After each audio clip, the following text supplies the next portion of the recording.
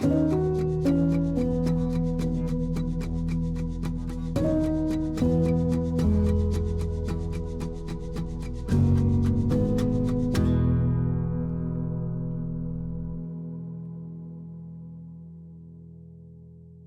name is Cardona. We're at our family farm, our Revelous farm here in McNeal, Arizona. We are a third generation Mexican-American farm. We have 3 generations living here on the farm. We're pretty strong on trying to maintain our farming tradition, and we see it as a pretty key piece of rebuilding our communities. I have a co-op, the Sulphur Springs Valley Produce Cooperative, which I'm trying to push some of us smaller farmers, and we have markets for our organic produce. And it's kind of, I guess, my vision just to see this as a pretty good way of farming and how we can maintain smaller tracts of land and then actually like make a living.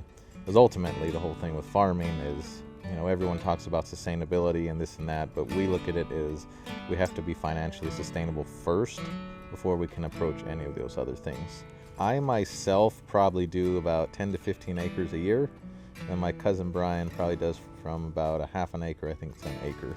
Here where we live, not only farming, but for us to live in this area, we rely on groundwater, period. We rely wholly on, you know, irrigation wells to irrigate our land, you know, and so that's just reality. We live in the desert.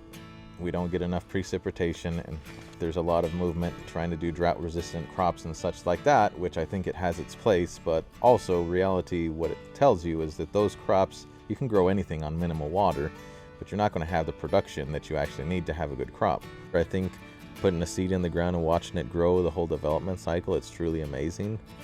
I also think that growing quality stuff where people enjoy and you know it's quality, that's pretty rewarding.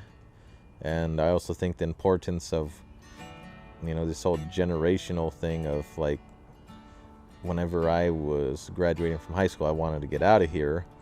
And it's kind of this I think it's important for us to display this like to the world, to our community, whatever, that what we're doing is important.